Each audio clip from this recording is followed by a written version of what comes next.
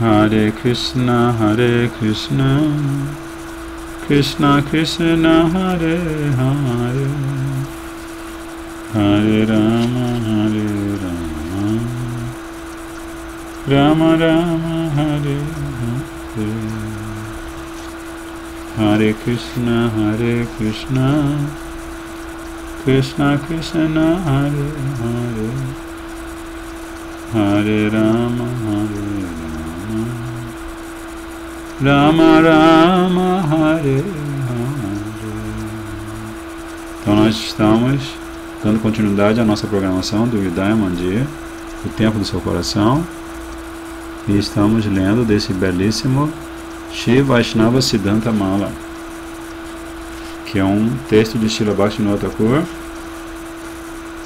que é um texto que precede ao Dashamula Tattva, que são as 10 verdades fundamentais apresentadas por Babaji Mahashaya a partir do 13º capítulo do Jaiva Dharma.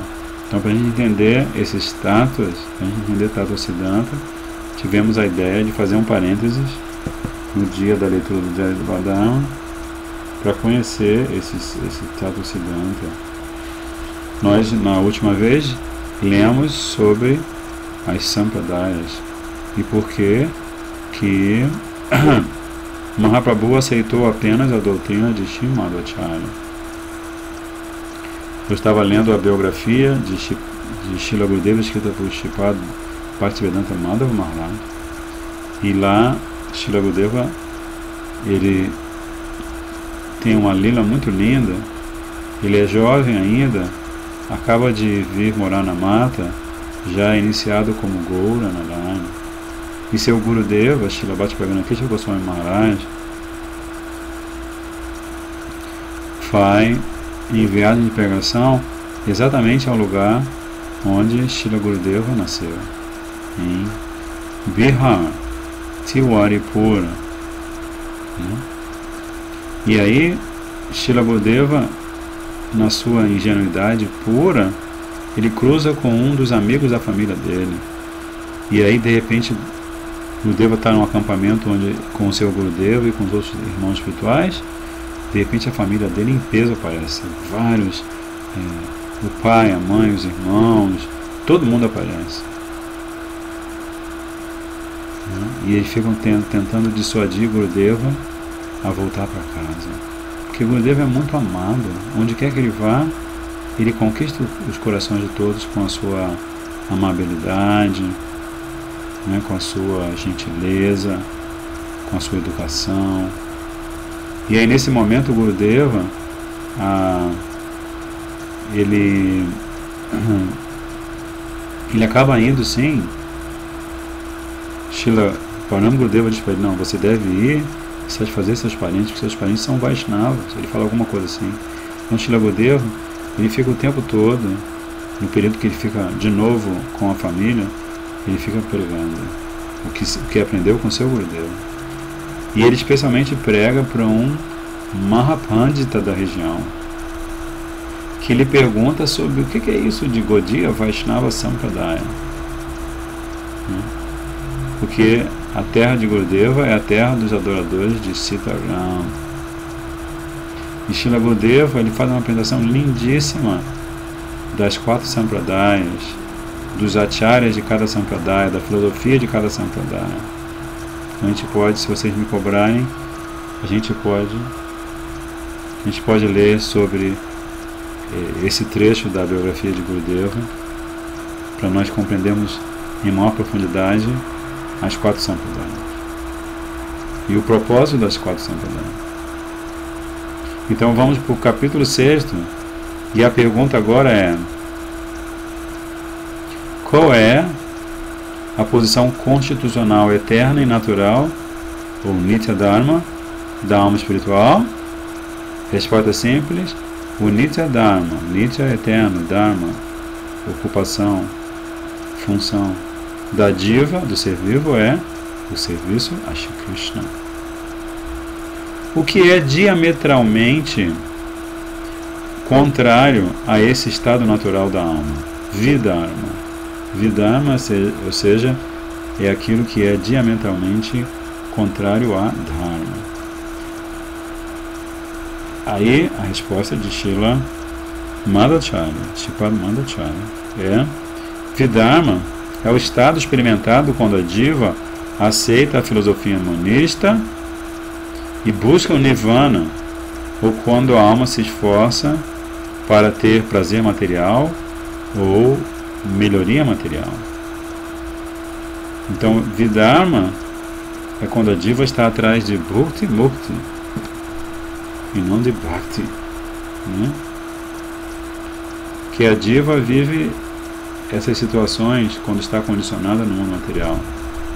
Uma delas é que ela quer desfrutar, ela quer usar os seus sentidos para desfrutar dos respectivos objetos, as formas, os sons, os aromas, os sabores, né? Acho que eu esqueci um, né? As formas, os sons, os aromas, os sabores, e tem um. O som, a forma, que a forma também pode ser, a forma pode ser para você ver e para você tocar. Então ficou faltando o tato. Mas enfim, então, por um lado, a diva está procurando canalizar a sua busca de prazer, que é natural dela, é intrínseco à diva, à alma. Ela está tentando canalizar essa busca de prazer nos respectivos objetos sentidos. E por outro lado, ela percebe que essa busca constante sempre é frustrada, porque a experiência de prazer que ela pode ter é insignificante, né? Como a gente sempre gosta de dar o exemplo do picolé, né? Você come picolé e se você não chupa o picolé logo, ele derrete na sua mão. E se você chupa o picolé logo, você percebe que aquele gostinho doce do picolé acaba logo. Então assim é o prazer mundano, né? Como sempre se diz, o prazer mundano é doce no começo e amargo no final, né? Então a alma fica oscilando entre buscar esse prazer e se libertar desse prazer, ou se libertar dessa busca, porque ela percebe que a busca do prazer e tudo que tem a ver com o corpo, com o mundo físico, é só causa de sofrimento. Então ela começa a buscar um nirvana. Aí a próxima pergunta desse discípulo é: por que você diz que essas coisas não são naturais, são artificiais? Vidharma, né? Por que a busca do nirvana e a busca de bhukti, de prazer material, são coisas artificiais? A resposta é que a diva é espiritual e sua natureza também é espiritual. Essa natureza é amor ou bem-aventurança, né? Ela se constitui de amor e bem-aventurança. Extinguir por completo a própria existência é a meta principal do impersonalismo. E não há bem-aventurança nisso. Ao experimentar o prazer materialista, é preciso haver a diminuição da felicidade espiritual variada experimentada pela alma. Tanto o impersonalismo quanto o materialismo são artificiais e contrários à verdadeira natureza da alma espiritual. Quem busca a felicidade material? Apenas aqueles que estão apegados ao prazer material dos sentidos esforçam-se no caminho do karma para alcançar o prazer dos bens celestiais ou outros prazeres sensuais. Então, apenas aqueles que estão apegados ao gozo material dos sentidos. Por isso, no começo, nós estamos vendo isso ontem também, à noite.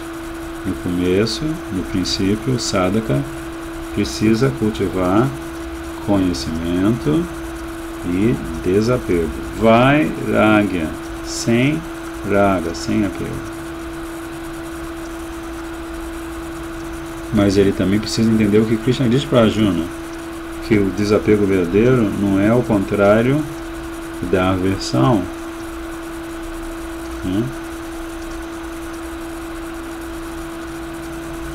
Perdão, o desapego verdadeiro não é o contrário do apego. Ou seja, o desapego não é sinônimo de aversão. Krishna fala para Arjuna, o que a repressão pode, que benefício pode a repressão trazer? Se você reprime os sentidos, em vez de canalizar as tendências dos sentidos, você reprime os sentidos, que benefício você vai ter? Vai ser só como você deixar a água fervendo dentro da panela de pressão, e essa panela está meio velha, estragada, e de repente explode tudo. Então isso significa repressão. A repressão não pode ser uma coisa feita de dentro para fora, nem de fora para dentro. Na verdade, acho que não deveria falar assim. A repressão não se faz, não que não pode ser feita. A repressão não se faz de dentro para fora, nem de fora para dentro. Na verdade, a repressão não se faz, mas ela não vai conseguir ser algo se você se reprimir de dentro para fora e se você reprimir de fora para dentro. De fora para dentro é quando você, com a mente perturbada por não poder desfrutar dos sentidos, você começa a reprimir o outro.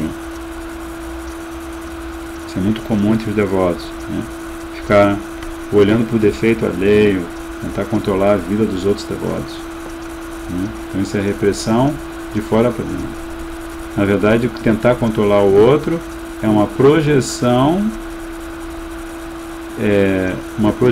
da tendência a criticar o outro. A não ser que você tenha uma posição de liderança dentro da comunidade dos Vaishnavas, mas mesmo assim Gurudeva diz, mesmo que você tenha uma posição de liderança, você não deve ser um controlador, um impostorzinho. Impostor ou impositor? Acho que é praticamente a mesma coisa, né? Não é por aí. Você não vai... Se você for repressor com as pessoas que estão subordinadas a você em algum projeto, ou se você quiser ser o controlador, as pessoas não vão ter entusiasmo nenhum e você vai acabar se decepcionando, se frustrando e se afastando, né? Mas enfim, a outra pergunta é: quem anda atrás da proficiência, da melhoria material? Aqui, por um lado, Shripad Madhvacharya está falando daqueles que estão buscando o prazer celestial, ou estão buscando, que é muito comum no mundo contemporâneo, a mídia, Facebook, toda essa mídia, ela coloca na consciência humana a necessidade de expandir os bens para poder desfrutar mais, né? Ser livre significa ter muito dinheiro, né? Que se eu tenho muito dinheiro, se eu vivo de renda, por exemplo, se eu crio um esquema para viver de renda, então eu vou ser livre.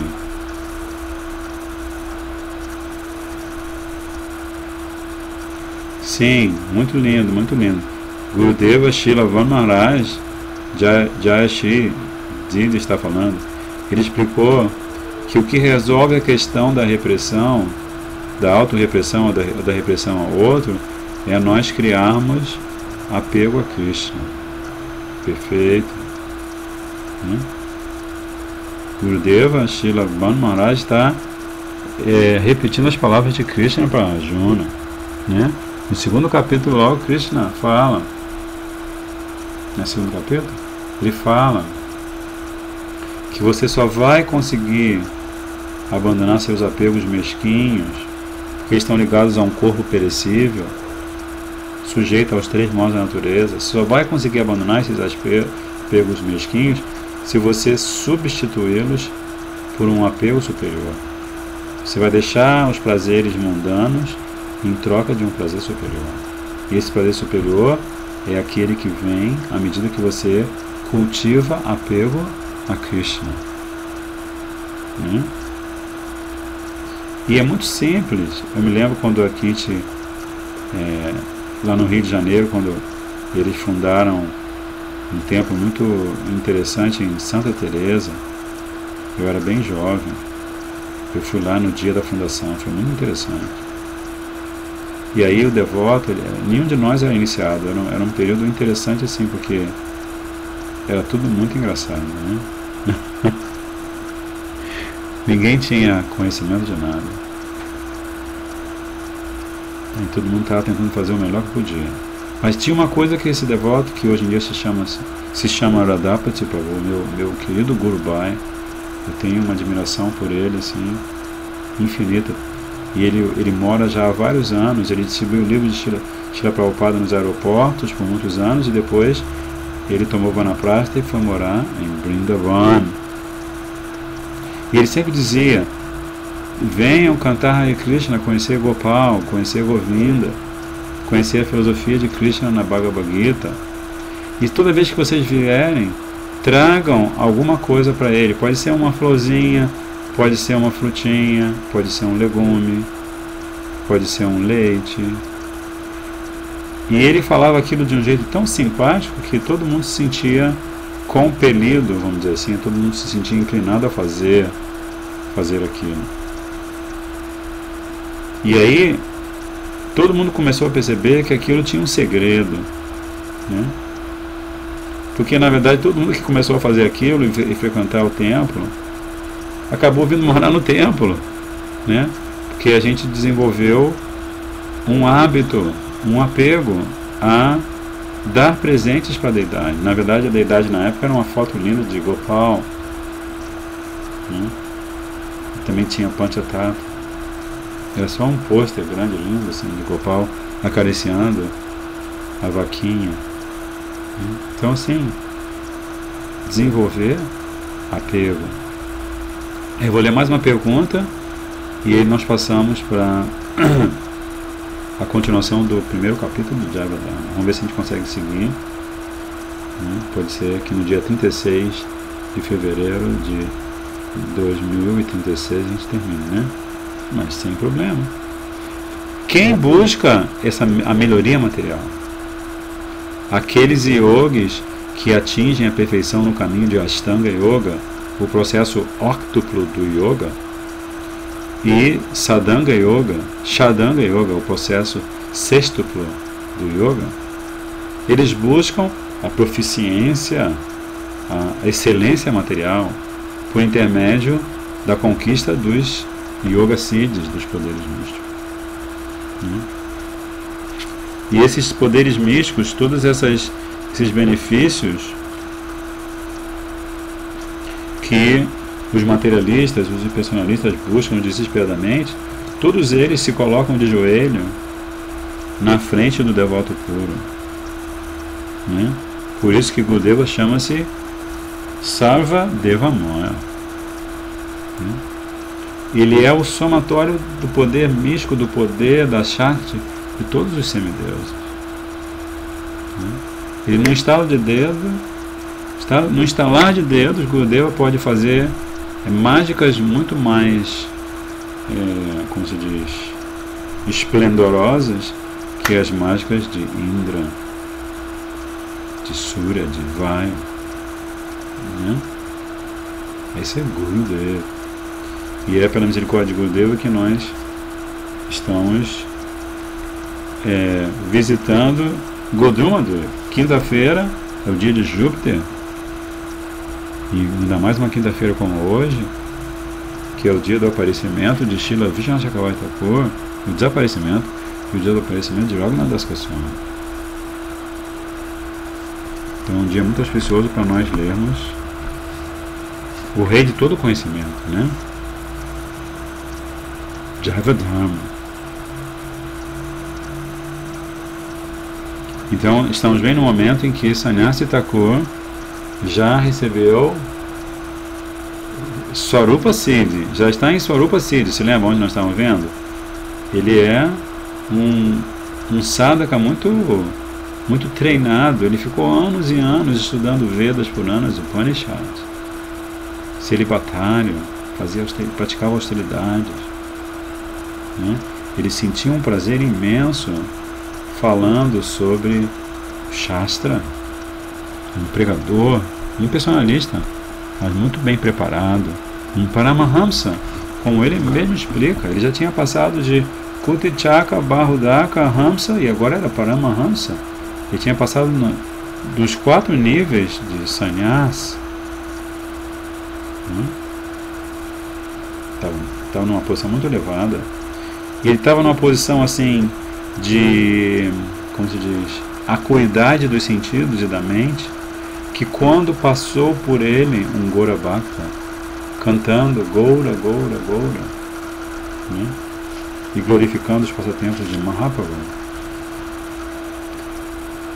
a mente dele ficou automaticamente, primeiro a mente dele instantaneamente se purificou ao ter darshan de um Gaura Bhakta, e segundo, a mente dele perdeu toda a compostura impersonalista e ficou ansiando por estar perto daquele santo que, muito ao contrário do que ele fazia, estava sempre sisudo, fazendo meditação nos mantras védicos, evitando a euforia.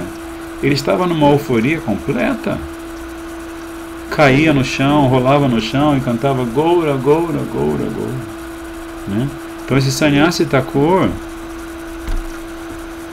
pela misericórdia do darshan desse Gaura Bhakta, ele eventualmente se entrega, se rende aos pés de lótus de Prem Das Paramahansa Das Prabhupada Mahashaya, que é discípulo de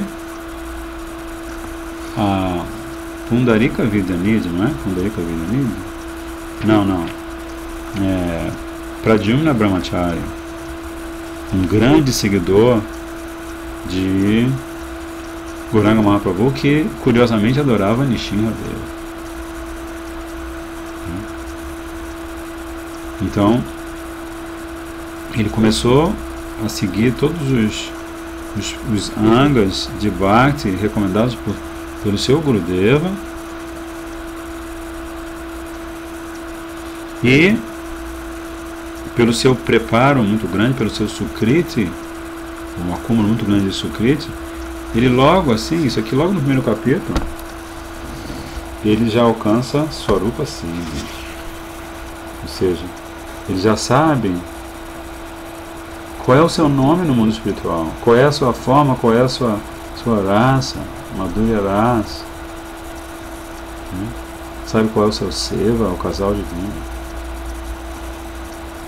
E aí, ele, logicamente, o entusiasmo dele para praticar Bhakti se intensifica ilimitadamente. Desculpe o exagero, mas se intensifica muito. E ele faz aquela pergunta para Babaji Mahashaya, porque ele viajou por toda parte como sannyasi e ele ouviu várias pessoas definirem Dharma, né? Em inúmeras ocasiões eu ouvi a pergunta, o que é Dharma? Ou eu fiz essa pergunta, e é uma causa de aflição para mim que a resposta dessas pessoas tenham se contradito entre si. Se contradito? Se contradito. Agora eu não sei. Eu acho que é se contradito, né? Agora o português falhou aqui. Mas aí ele pede, por favor, qual é o Dharma, o verdadeiro Dharma constitucional das divas? E aí, Paramahansa Babaji, o que ele fez? O que você deve fazer antes de você começar a dar Harikatha? Se você vai fazer um programa espiritual na sua casa, né? Se você vai cantar o Santo Nome, se você vai cantar seus Diksha Mantras.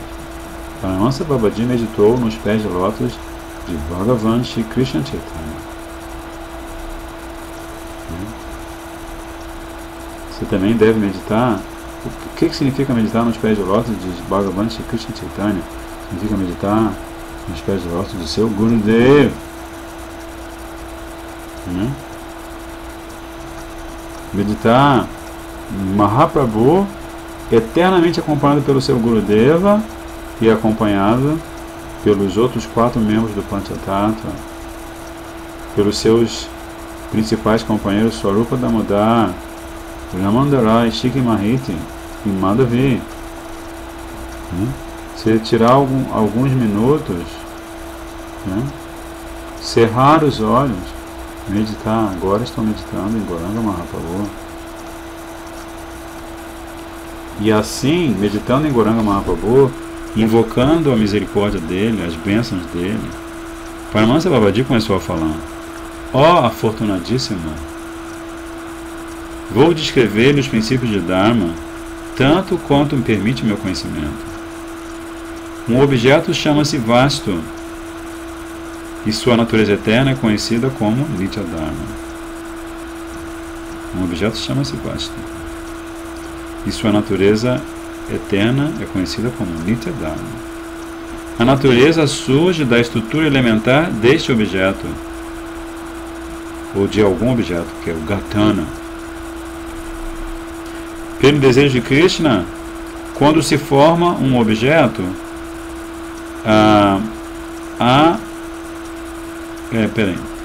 quando se forma um objeto, pelo desejo de Krishna, quando se forma esse vasto, uma natureza específica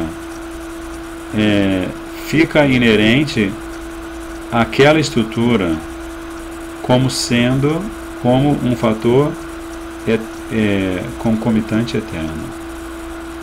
Deu para acompanhar? Esta natureza é o Nitya Dharma do objeto. Então, por Srila Premdas Babaji Maharaj está falando do objeto e da natureza do objeto, que é inerente à estrutura do próprio objeto como um fator concomitante e eterno. Então aqui Srila Premdas Babaji Maharaj está falando de verdades, está falando de tattva, mas de uma forma bastante técnica. Ele está falando de um vasto, de um objeto, mas ele não está especificando que vasto é esse. Ele não está especificando. Mas em breve ele vai entrar em maiores detalhes sobre esse vasto. Vedyam Vastavam Antravastu Shivadam. Daqui a pouco, ou se der, ele vai falar.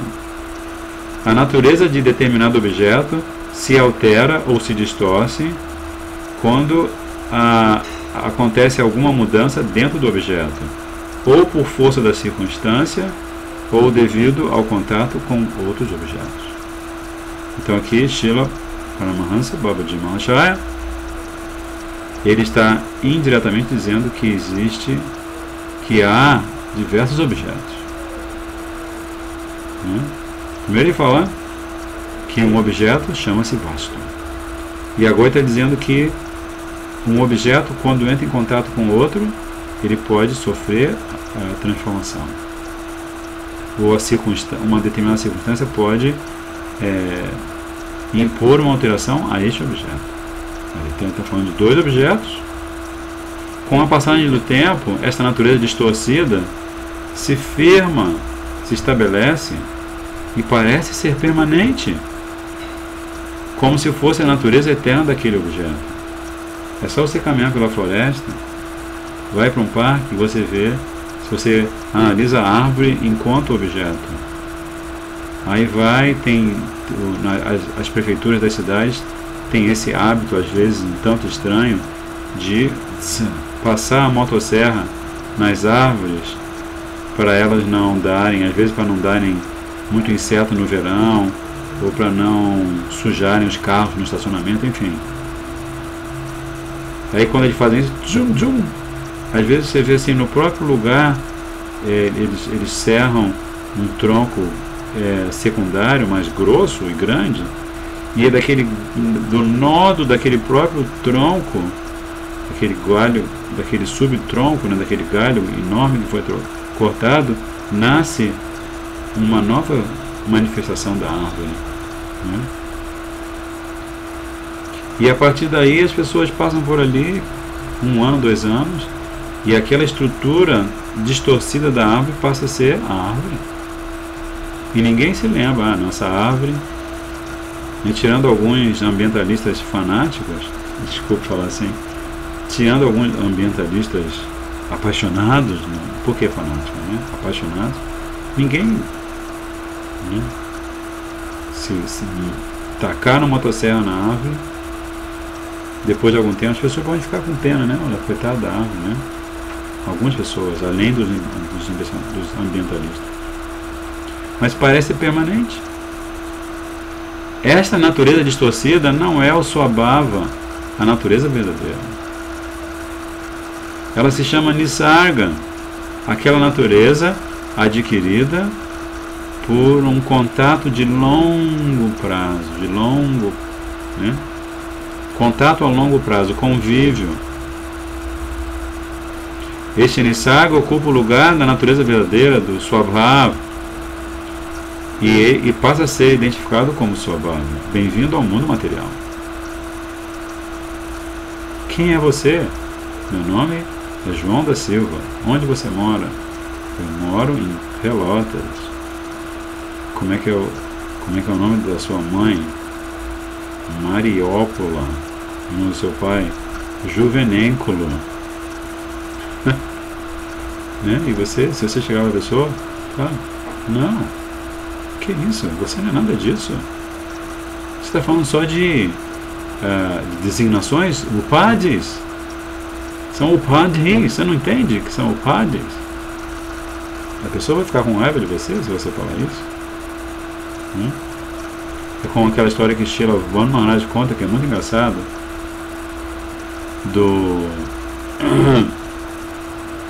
do sadhu e do comerciante ateísta. Todo dia o sadhu passava pela frente da loja do comerciante, e o comerciante zombava do sadhu. Lá vai o sadhu, perdendo seu tempo, perdendo a sua vida, em vez de trabalhar, ganhar dinheiro, formar família, ter uma bela esposa e belos filhos, se divertir, ao sadhu. E todo dia e o sadhu tranquilo, o sadhu completamente absorto, cantando o santo nome. Hare Krishna, Krishna Krishna, Hare Rama, Rama Rama. Então o ateísta, depois de algum tempo, ele ficou perturbado porque o sadhu não parecia estar sendo alterado. O vasto dele não se alterou. Né? Ele não produziu nenhum nisarga. Ele era sempre o que ele era como sadhu, sempre cantando Hare Krishna, feliz por não ter um monte de identificação mundana e está servindo a Radha Krishna. Aí um dia esse ateísta se aproximou do sadhu e falou assim: Ei sadhu, peraí um minuto, eu tenho uma pergunta. Dizem que o sadhu pode responder qualquer pergunta, eu tenho uma só pergunta. Aí o sadhu, muito humilde, sim, claro. Cavaleiro, sim, qual é a pergunta? Qual é o endereço de Deus? Você diz que você adora Deus o tempo todo, você diz que Deus existe, que Deus é a causa de todas as causas. Você cita o Shastra e tudo. Mas me diz o endereço de Deus, onde ele mora. Aí o sadhu deu um sorriso, ficou muito feliz, falou assim: olha, que pergunta interessante que o senhor me fez. Eu posso lhe dar o endereço de Deus, mas eu preciso, para isso, eu preciso do seu endereço. Porque como é que eu vou mandar o seu endereço se você não me dá o seu endereço? Como é que eu vou mandar para você o endereço de Deus se você não me dá o seu endereço?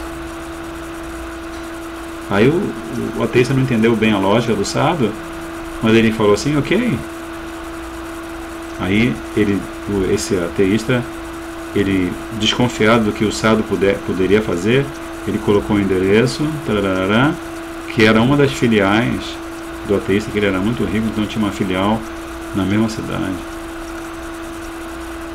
Aí o Sado, que conhecia bem a cidade, pegou o endereço e falou assim: mas esse não é o seu endereço? Eu quero o seu endereço. Não, ele não falou assim, por favor, me dê o seu endereço.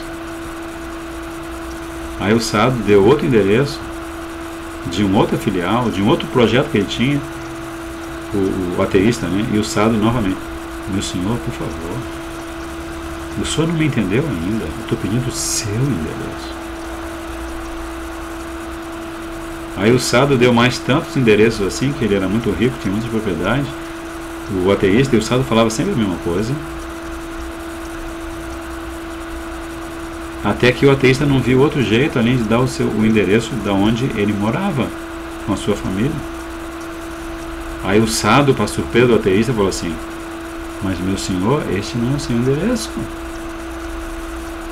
Qual é o seu endereço? Aí o ateísta falou assim: mas como assim? Esse não é o meu endereço? É onde eu moro com a minha família, com meus filhos há anos. Eu herdei a casa do meu pai, que herdou do meu avô, que herdou do meu bisavô. Tradição da Índia, assim. A dinastia da minha.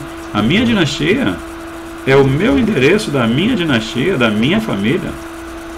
Aí o Sado, tranquilo, econômico, pacífico, chegou para aquele cidadão ateísta e falou assim: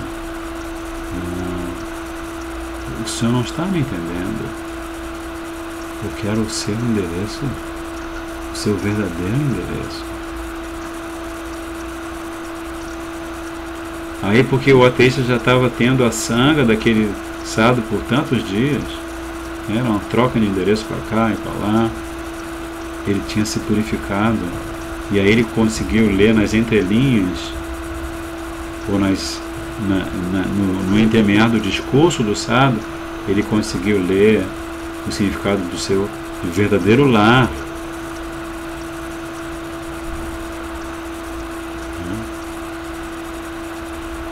Verdadeiro lar. E ele perguntou assim: ó Sado, se esse não é o meu verdadeiro lar, e se por isso eu não posso conhecer o lar de Deus, onde Deus mora, por favor me explique todas essas coisas. E assim o Sado começou a falar com esse ateísta sobre Dharma.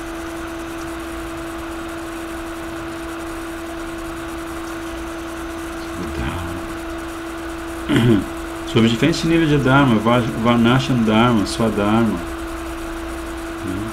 Manushya Dharma e Nitya Dharma. Mas apresentando esses dois conceitos que são muito importantes, ou esses conceitos, com o primeiro conceito de vasto, o conceito do objeto a ser analisado, depois o conceito de mais de um vasto, porque existem vários objetos, e que pelo desejo de Krishna esses objetos têm uma natureza específica que é inerente à estrutura deles mesmos. E depois o fato de que esse objeto, devido a uma certa circunstância, ou por estar em contato com outro objeto, ele pode passar por transformações, e essas transformações geram uma segunda natureza que se chama natureza adquirida, Nisarga, que é o tema do estudo de todos os filósofos mundanos, todos os psicólogos, todos os sociólogos. Esse Nisarga, esse eu distorcido, que é uma sombra do eu verdadeiro, que o ateísta, depois de muito tempo, o ateísta conseguiu entender que o Sado tinha aquele comportamento, ele vivia naquela bem-aventurança porque ele conhecia o endereço dele e o endereço do Senhor Supremo.